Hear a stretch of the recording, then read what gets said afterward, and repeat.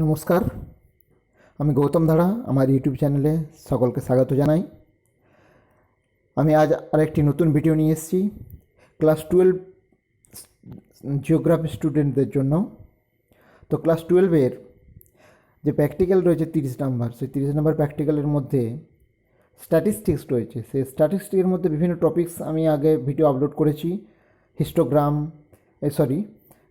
Frequency, polygon, frequency distribution, অর্থাৎ পরিসংখ্যা বিভাজন নিয়ে আমি ভিডিও দিয়েছি আগে। বিভাজনটা কীভাবে করা হয় সেসব ভিডিও দেওয়া আছে। তো আজকে যে ভিডিওটা নিয়েছি আয়তলেখ, অর্থাৎ হিস্টোগ্রাম বলা হয়। তো স্ট্যাটিস্টিক্যাল হিস্টোগ্রাম কীভাবে আমরা করব, হিস্টোগ্রাম বা আয়তলেখ জিনিসটা কি না, তার আগে বলতে হবে যে স্ট্যাটিস্টিক্স জিনিসটা কি একটু বলে দিই। স্ট্যাটিস্টিক হচ্ছে কি, যখন আমরা কোনো তথ্যকে, কোনো পরিসংখ্যানগত তথ্যকে আমরা যখন কতগুলো স্তম্ভের মাধ্যমে দেখাবো এবং স্তম্ভগুলো জোড়া থাকবে, যেমন এই ছবিতে দেখা যাচ্ছে যে স্তম্ভগুলো পরপর জোড়া আছে, কোনো গ্যাপ নেই, এবং এইরকম কতগুলো স্তম্ভের মাধ্যমে আমরা, অর্থাৎ এই স্তম্ভ এক একটা হচ্ছে কিন্তু আয়তক্ষেত্র, অর্থাৎ দৈর্ঘ্য প্রস্থ রয়েছে, প্রস্থটা কম আর দৈর্ঘ্যটা বেশি, অর্থাৎ আয়তক্ষেত্র। অর্থাৎ এক একটা আয়তক্ষেত্র, কতগুলো আয়তক্ষেত্র মিলে এই তথ্যটা আমরা প্রকাশ করতে পারি। অর্থাৎ যার হাইটটা বেশি, অর্থাৎ বুঝতে হবে সেই তথ্যের মানটা বেশি, আর যার হাইটটা কম তার তথ্যের মানও কম। তা আয়তলেখ বা হিস্টোগ্রাম কাকে বলে? যখন পরিসংখ্যান বা স্ট্যাটিস্টিকে কোনো তথ্যকে আমরা বা কোনো একটি পরিসংখ্যানকে যখন আমরা কতগুলো আয়তক্ষেত্রের মাধ্যমে বা স্তম্ভের আকারে তুলে ধরব এবং যার মাধ্যমে সেই তথ্যটা সহজেই পরিবেশন করা যাবে, তাকে বলা হচ্ছে আয়তলেখ বা হিস্টোগ্রাম। তো আমি এবারে হিস্টোগ্রাম জিনিসটা বুঝিয়ে দিলাম। এবার আমরা একটা সমস্যা দেখব যে হিস্টোগ্রাম কীভাবে করব। তো এখানে একটা সমস্যা দেওয়া আছে, হচ্ছে কি, ওজন দেয়া আছে। ওজন কেজিতে রয়েছে আর পরিসংখ্যা, ওজন কেজিতে রয়েছে, পরিসংখ্যা রয়েছে 10 থেকে 20, 20 থেকে 30, ওজন রয়েছে 40 থেকে 50, 50 থেকে 60, 60 থেকে 70। আর ব্যক্তির নাম, পরিসংখ্যা দেওয়া আছে ব্যক্তি, অর্থাৎ এটা রয়েছে 23, 37, 52, 64, 71, 75। তো এই তথ্যটার উপর ভিত্তি করে আমরা একটা আয়তলেখ অঙ্কন করব। তো এর জন্য প্রথমে কী করতে হবে, ক্যালকুলেশন টেবিল করতে হবে। ক্যালকুলেশন টেবিলে আমি চলে যাচ্ছি। ক্যালকুলেশন টেবিলটা কী হবে, এরকম একটা সমস্যা রয়েছে এখানে। আগে হেডিং লিখতে হবে প্রথমে খাতাতে, যে ক্যালকুলেশন টেবিল ফর হিস্টোগ্রাম, এটাও হেডিং লিখতে হবে। দেখে নাও একটু ভালো করে তোমরা, ক্যালকুলেশন টেবিল ফর হিস্টোগ্রাম। এই ভিডিওটা ক্লাস 12-এর জিওগ্রাফি স্টুডেন্টদের জন্য, যারা স্ট্যাটিস্টিক করছো হিস্টোগ্রাম। তো আগে প্রথমে হেডিং লিখতে হবে ক্যালকুলেশন টেবিল ফর হিস্টোগ্রাম। তারপর টেবিলটা এইভাবে রকম করতে হবে। প্রথমে করতে হবে শ্রেণী সীমানা, অর্থাৎ যে তথ্যটা দেওয়া আছে ওজন বা কেজিতে দেওয়া আছে, যে 10 থেকে শ্রেণীটা দেওয়া আছে, যে শ্রেণীটা দেওয়া আছে 10 থেকে 20, 20 থেকে, এই শ্রেণী সীমানা ধরে নেব। ওজন পার কেজি আমি দেখিয়েছি। তাহলে প্রথমে শ্রেণী সীমানা করলাম, তারপরে শ্রেণী ব্যবধান, অর্থাৎ 10 থেকে 20-এর পার্থক্য কত, 10, সেই পার্থক্যগুলো অর্থাৎ ব্যবধানটা কত লিখে দিলাম পরপর, সবই 10 আছে, 10 লেখা হয়ে গেছে আমার। তারপর হচ্ছে অনুভূমিক স্কেল, এই ব্যবধানের স্কেল ধরেছি। ব্যবধান স্কেল আমরা সাধারণত যখন হিস্টোগ্রামটা আঁকবো, সেই হিস্টোগ্রামের এখানে ছবিটা দেখলে আমরা বুঝতে পারবো যে হিস্টোগ্রামের অনুভূমিক স্কেল থাকে, একটা উলম্ব স্কেল থাকে। এটা গ্রাফ পেপারে আঁকবো আমরা, গ্রাফ পেপারে অঙ্কন করা হবে এটা।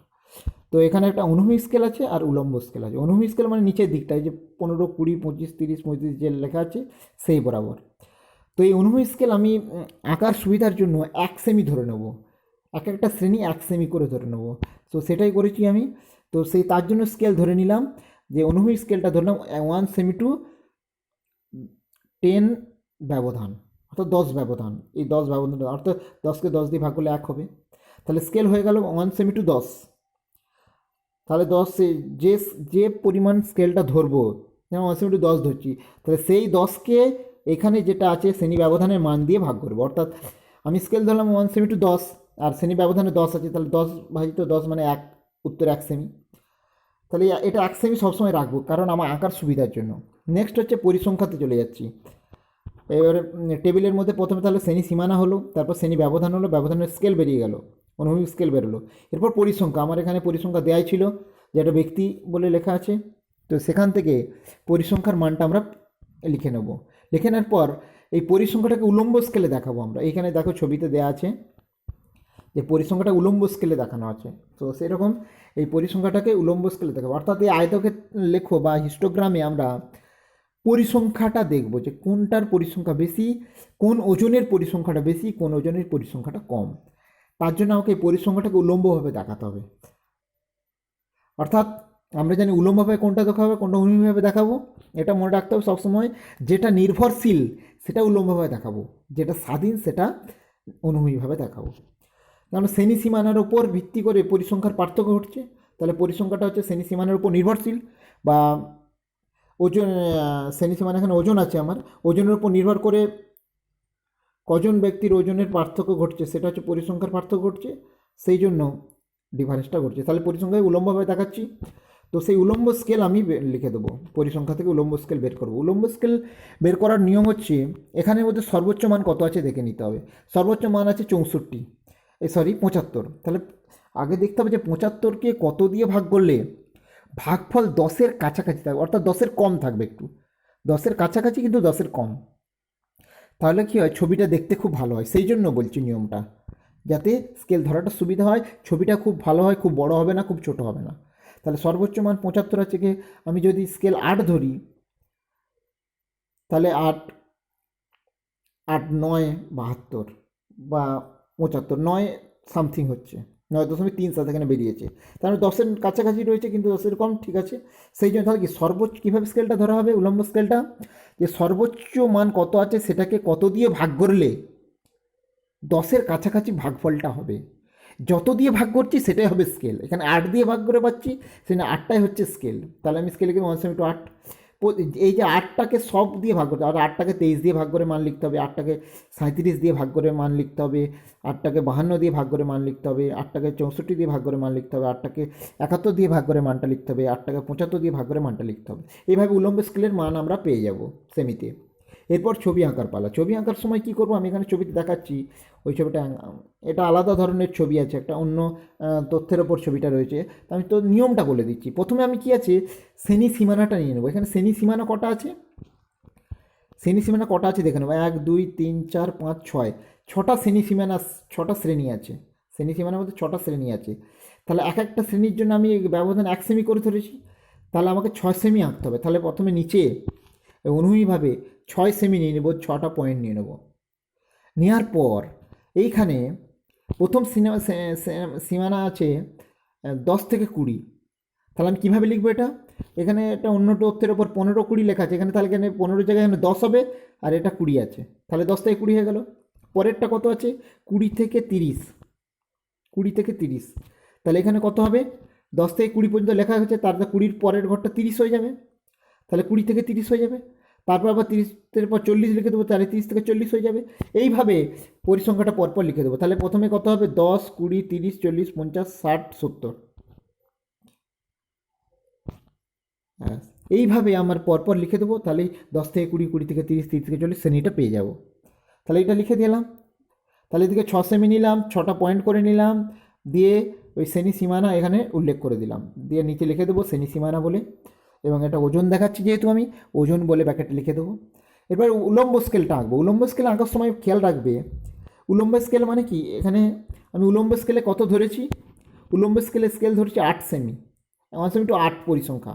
তাহলে এখানে চলে যাচ্ছি আমরা, তো 8 পরিসংখ্যাটা কী লিখবো, প্রথমে উলম্ব স্কেলে এখানে দেখবো সর্বোচ্চ মান কত আছে। উলম্ব স্কেলে সর্বোচ্চ মান বেরিয়েছে আমার 9.37। তাহলে 9.37টাকে নিয়ে 9.37, অর্থাৎ আমরা উপর দিকে যদি 10 সেমি আঁকি তাহলে আমার সব মানগুলো ধরে যাবে। আগে এটা দেখে নিতে হবে যে আমার সর্বোচ্চ মান কত আছে। 9.37, যদি 8.45 থাকতো তাহলে 9 সেমি ধরতে হতো। এখানে যেহেতু 9.37 আছে তাহলে 10 সেমি ধরলেই আমার হয়ে যাবে। আর স্কেল ধরা আছে 8 করে ধরা আছে, তাহলে আমি এখানে 10 সেমি প্রথমে নিয়ে নেবো পেন্সিল কম্পাসে, এই স্কেলে 10 সেমি নিয়ে ছোটো ছোটো 10টা, একটা 1 সেমি করে 10টা ভাগ করে নেব। দিয়ে আমার স্কেল ধরা আছে 1 সেমি টু 8। তাহলে এখানে 0-র নিচে লিখবো, এখানে 5 লেখা আছে, এই 5-এর জায়গায় এখানে আমরা কী লিখবো, তথ্য অনুযায়ী 8 লিখবো। পরেরটা কী হবে, 16। এইভাবে 8 যোগ করে করে ওপরের দিকে লিখতে হবে। তাহলে উলম্ব স্কেলের লেখাটা হয়ে গেল, পরিসংখ্যা বলে লিখে দেবো। ব্যাকেটে ওখানে আমার পরিসংখ্যা কী ছিল না, ব্যক্তি ছিল, তাহলে ব্যক্তি, পরিসংখ্যা ব্যাকেটে ব্যক্তি বলে লিখে দেবো। আমার ছক হয়ে গেল, গ্রাফ পেপারে ছক তৈরি হয়ে গেল। এরপরে হচ্ছে মান নেওয়া। মান নেওয়ার ক্ষেত্রে কী করবো আমরা, না মান নেওয়ার ক্ষেত্রে প্রথমেই আমরা টেবিলে চলে যাব। টেবিলে প্রথমে দেবো 10 থেকে 20, 10 থেকে 20 শ্রেণী সীমানার মান কত আছে? 2.87 উলম্ব স্কেলে। তাহলে 2.87টা কার ওপর নেব? আমি প্রথমে এই যে 15 যেখানে লেখা আছে যেখানে 10 হবে, সেই 10-এর এই যে সোজা 2.87 নেব স্কেলে, আবার 20 সোজাও 2.87 নেব। 20 সোজা লাইনটা টেনে নিতে হবে 2.87, এখানে লাইনটা টানাই আছে। তাহলে কি 10 থেকে 20 ব্যবধান, এই 20 শ্রেণীর মধ্যে আমার ওখানে মান কত ছিল? 2.87। তাহলে সেই 2.87টা 10-এর ওপরে নেবো, 20-এর ওপরেও নেবো। 10-এর ওপরে লাইনটা টানা আছে, 20-এর ওপর লাইনটা টেনে নেবো, দিয়ে দুটো মাথা যোগ করে দেবো। তাহলেই আমার স্তম্ভ তৈরি হয়ে গেল। এরপরেরটা কি আছে? 20 থেকে 30, 20 থেকে 30-এর মান কত আছে? 4.62। তাহলে 4.62টা কীভাবে নেবো? তাহলে প্রথমে 20-এর ওপর 4.62 নিয়ে নেবো, প্রথমে 20-এর ওপর 4.62 নিয়ে নেবো, আর তারপর 30-এর ওপর 4.62 নিয়ে নেবো, দিয়ে লাইন টেনে নেবো। যদি লাইন টানার লাইনটা টেনে নেবো, দিয়ে মাথাটা যোগ করে দেবো। এটা কিন্তু মনে রাখবে যে এই স্তম্ভগুলোর মধ্যে কোনো ফাঁক থাকবে না, একটার সঙ্গে আর একটা জুড়ে থাকবে। এইভাবে পরপর জুড়ে জুড়ে সব মানগুলো আমরা বসাবো। লাস্টেরটা আমি বলছি, লাস্টের 60 থেকে 70 এর মানটা হচ্ছে 9.37। তাহলে 60 থেকে 70, এই এখানে যেখানে 40 বা থেকে 45 লেখা আছে, ওখানে 60 থেকে যদি 70 হতো, তাহলে 60-এর ওপর 9.37 নেবো, আবার 70-এর ওপর 9.37 নেবো, দিয়ে দুটো লাইন যেন টানা থাকে, দিয়ে মাথায় যোগ করে দেবো। এখানে একটা বিষয় বলে দিচ্ছি, ধরো একটা মান এখানে তার আগের মানটা কম আছে, তার মানে আমাকে 9.37, 60 থেকে 70 9.37 আছে, তার আগের মানটা কম আছে, তার আগের মানটা 8.87 আছে। তার মানে কি আমাকে এই 9.37 স্তম্ভটা আঁকার জন্য লাইনটাকে একটু বাড়াতে হবে, কারণ 8.87 ওখানে লাইন থেমে যাচ্ছে। যাই হোক, ওটা পরের কথা পরে। তো মেনলি হচ্ছে, তাহলে এইভাবে সব স্তম্ভগুলো জুড়ে জুড়ে এইভাবে স্তম্ভ তৈরি করব, দিয়ে তারপরে এটাকে ঘিরে দেবো, ঘিরে দিয়ে উপরে আয়তলেখ বলে হেডিং করব বা হিস্টোগ্রাম বলে হেডিং করব। আর নিচের দিকে একটা কাজ করতে হবে, নিচের দিকে তোমাদের ওই ইন্ডেক্স স্কেলটা কত ধরছে স্কেলের মানটা লিখে দিতে হবে, তাহলেই কমপ্লিট হয়ে যাবে আয়তলেখ। ওকে, আমি আঁকার পদ্ধতি আরেকটা ভিডিও দেখাচ্ছি। তো ভিডিওটা ভালো লেগে থাকলে অবশ্যই লাইক করবে এবং সাবস্ক্রাইব করতে ভুলবে না, এবং কোনো প্রশ্ন থাকলে কমেন্ট বক্সে অবশ্যই জানাবে, আমি উত্তর দেওয়ার চেষ্টা করব। ভিডিওটি দেখার জন্য ধন্যবাদ।